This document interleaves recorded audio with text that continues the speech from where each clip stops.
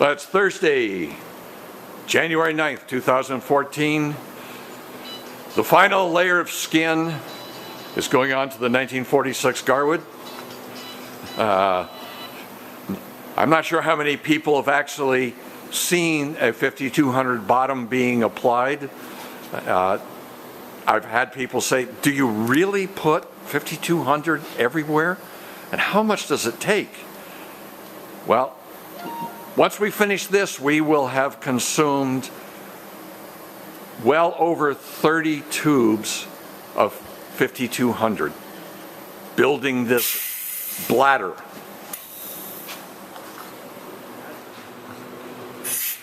Well, after getting the first layer of plywood on, and we apply a fairly thick coat. It's anywhere from an 1/8 inch to a 1/4 inch thick coat of 5200 before applying the second layer of plywood. And by putting it that thick, anywhere where there might be a little bit of a void between the sheets of plywood, end up with a thick bead of rubberized sealer. So 5200, when it hardens, is just like rubber coating. So you'll pretty much have a watertight bottom. Pitch in for RJ, since he and I have been given the quote privilege unquote to lay down the 3M 5200. Thank God we have a pneumatic caulking gun. And what you hear in the background is our shop compressor trying to keep up with the gun as it lays out the 5200. You just squeeze the trigger and out it comes.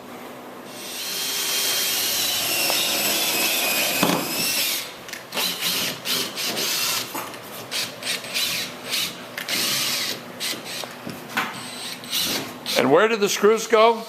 Well, we've created an index along the chine where every rib is, and then John added one along the keel. The wide spaces are for battens, and the narrow ones are where a frame member runs beneath the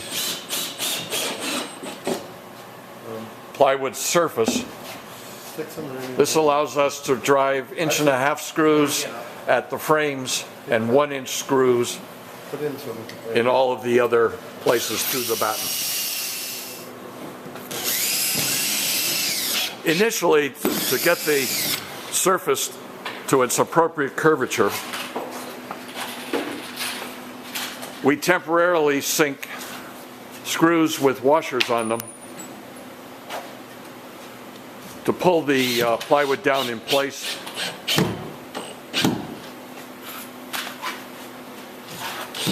And those will be removed and replaced with countersink screws once we get everything screwed in place. And people have often asked us how we get the plywood to form its shape. Well, we've got RJ. He braces against the ceiling.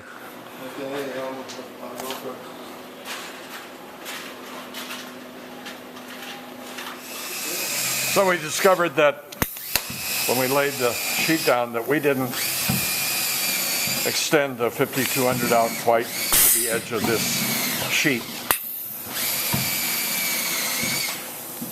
So we're going to apply a little bit more right at the edge so that we ensure that we have a good seal. So here we are, just about found the final sheet we were looking for. We're laying this last little bit of 3M 5200 out in preparation for